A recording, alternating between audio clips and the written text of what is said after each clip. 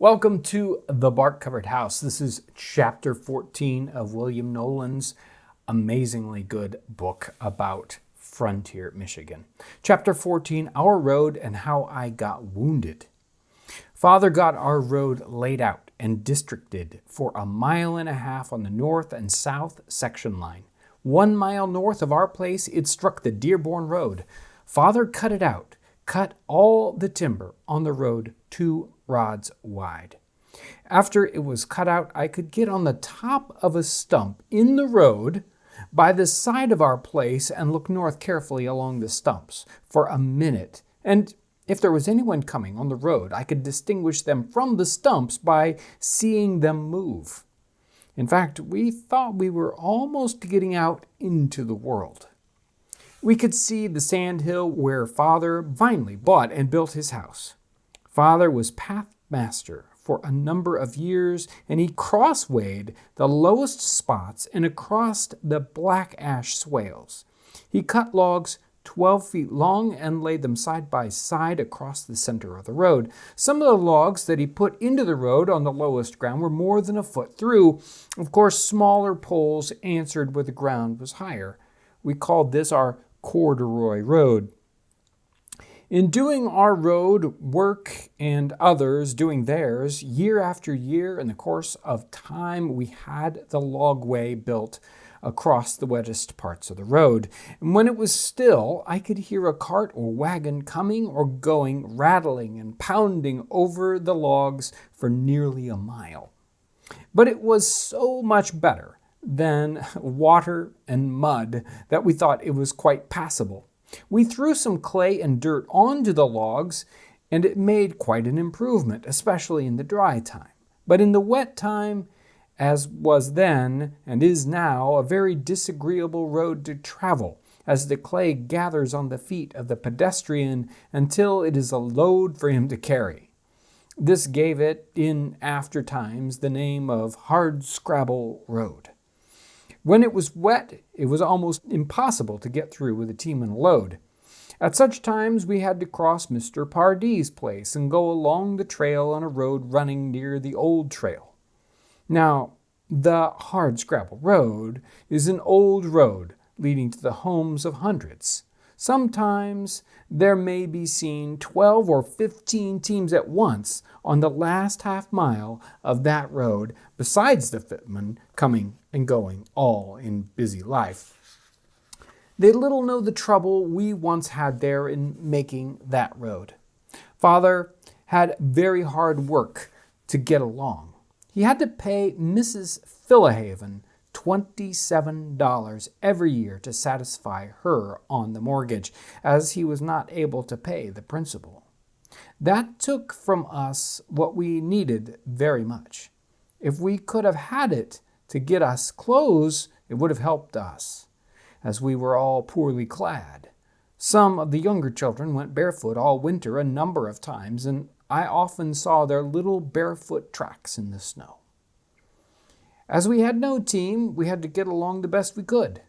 Father changed work with Mr. Pardee. He came with his oxen and plowed for us. Father had to work 2 days for one to pay him, and in this way we got some plowing done. There was a man by the name of Stockman who lived near Dearbornville. He had a pair of young oxen. Being a carpenter by trade, he worked at Detroit some of the time. He would let Father use his oxen some of the time for their keeping, and that he might break them better, as they were not thoroughly broken. They would have been some profit to us if they had not crippled me. One day I was drawing logs with them. I had hitched the chain around a log, and they started. I hallooed, "Whoa!" but they wouldn't stop. They swung the log against me, caught my leg between the log and their drawing and the sharp end of another log. They had me fast. It cut the calf of my leg nearly in two and tore the flesh from the bone, but it did not break it. I screamed and made an awful ado. Father and Mr. Pardee heard me and came running as fast as they could, and they took me up and carried me to the house. It was over 3 long months before I could take another step with that leg. This accident made it still harder for Father. I know I saved him a good many steps in some work, and I'm sure he was very pleased when I got over my lameness so I could help him again. I took a great interest in everything he did and helped him all I could. Finally, Father got a chance to work by day for the government at Dearbornville. He received 6 shillings a day in silver. He said he would leave me to do what I could on the place, and he would try working for Uncle Sam a part of the time. In haying and harvesting, he had to work at home. He cut all the grass himself and grew it very stout. He found our land was natural for timothy and white clover. The latter would come up thick in the bottoms of itself and make the grass very heavy. It was my business to spread the hay and to rake it up, and in this way we soon got through our haying and harvesting. We had already seeded some land down for pasture. We went to Dearbornville and got hay seed off of a barn floor and scattered it on the ground, and in this way we seeded our first pasture. Father sometimes let a small piece of timothy stand until it got ripe. Then he took his cradle and cut it, and I tied it up in small bundles and then stood it up until it was dry. When dry, it was thrashed out, and in this way we soon had plenty of grass seed of our own without having to buy it. We began to have quite a stock of cows and young cattle. We had pasture for them a part of the time, but sometimes we had to let them run in the woods, and at night I would go after them. When I got in sight of them, I would count them to see if they were all there. The old cow, which had been no small part of our support and our standby through thick and thin, would start and the rest would follow her.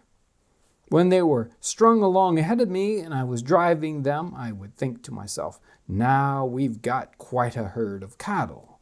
And from our first settlement, Mother wanted to and did raise every calf. Father worked for the government what time he could spare. He had to go 2 miles morning and night. He carried his dinner in a little tin pail with a cover on it. When the days were short, he had to start very early. And when he returned, it would be in the evening. I recollect very well some of the things that he worked at. The arsenal and the other buildings were up when we came here. They built a large brick wall from building to building, making the yard square, and the top of the wall was about level. I think this wall was built 12 or 15 feet high. It enclosed 3 or 4 acres. There, thousands of soldiers put on their uniforms and with their bright muskets in their hands and their knapsacks strapped upon their backs, drilled and marched to and fro.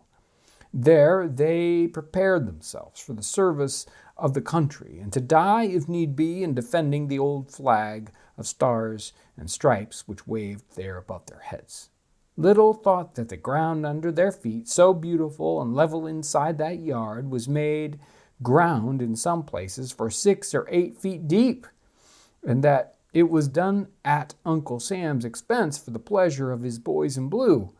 It was their schoolyard in which they learned the science of war. My father helped to grade this enclosure. He drew in sand from the sand ridge back of the yard, from where the government barn now stands, with 1-horse carts. Father was very fond of Indian bread, which he called Johnny cake.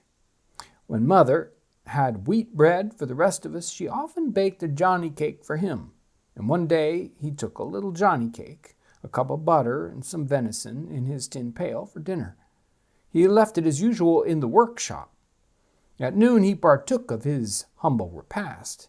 He said he left a piece of his Johnny cake and some butter. He thought that he would make a lunch at night when his day's work was done and he started home.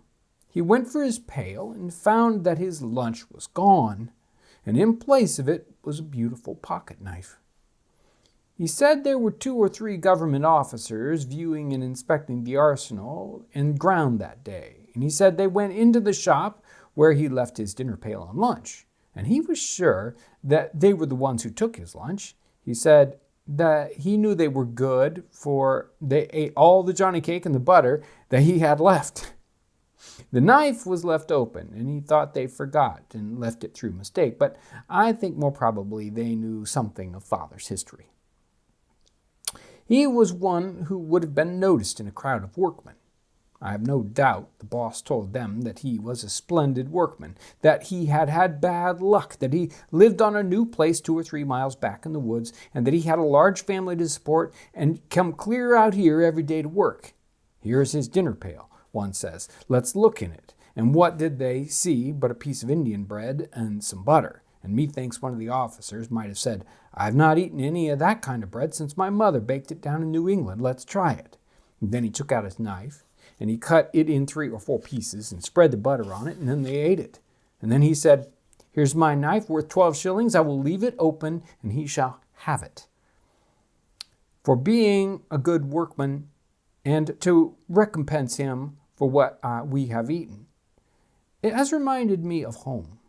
Now, if the view I have taken is correct, it shows that they were noble, generous, and manly, that they felt for the poor in place of trifling with their feelings. And after Father finished working there, he sold some young cattle and managed in some way to buy another yoke of oxen. We had good hay for them, and Father went to the village and bought him a new wagon. It was a very good iron axle-tree wagon, made in Dearbornville by William Halpin. We were very much pleased to have a team again and delighted with our new wagon. We had very good luck with these oxen and kept them until we got a horse team, and in fact longer. For after I left my father's house, and I was 22 years old when I left, he had them. And then he said his place was cleared up, and the roots rotted enough so that he could get along and do his work with horses. And he sold his oxen to Mr. Pardee, and they were a good team then.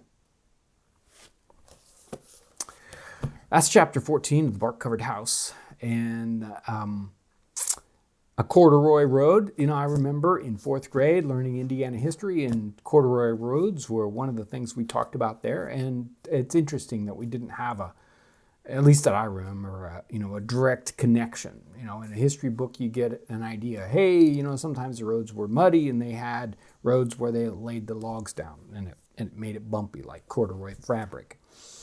But here we get to hear about somebody actually making the road, talking about how it was made, big logs, little logs, depending on how thick it was, that the individuals who lived along the road were responsible for doing their part of the road, and the actual sensory information of him saying that he could hear the wagons going down the road a mile away, clunk, clunk, clunk. You can imagine every time one of those wheels moves over the log and down into the valley of the next pair as the 2 logs come together, and how amazingly shocking, can you imagine driving down, it would be, just pounding on that. And I have no idea how the wagons would hold up to that sort of abuse. It would have been just terrible on the equipment,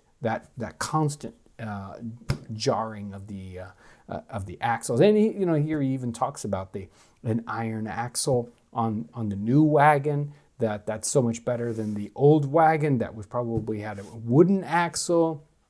And sometimes they just had very, very small metal bearing points, so that you could make the wagon almost entirely out of wood with just very few pieces of metal in them. But this, obviously their new wagon had lots of extra, iron in it, probably lasted a much longer time over just brutal roads. We hear about his injury and how very, very difficult it is.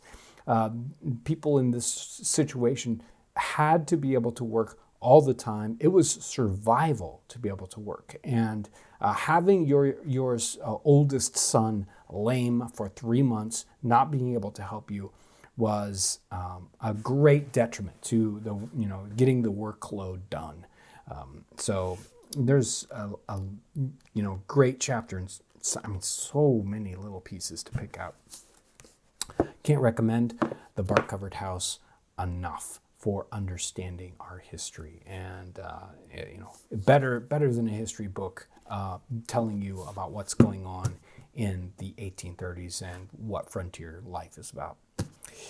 Thank you for coming along on this journey in the 1830s, a wilderness Michigan, and the survival it takes and the effort it takes to survive for this family. So thank you so much for being part of Townsends Plus, and your support means a lot to us here as we continue to create more content, whether it's for Townsends Plus here or for YouTube or any place else. You're part of what we do. Thank you so much for what you do. Thanks for watching today.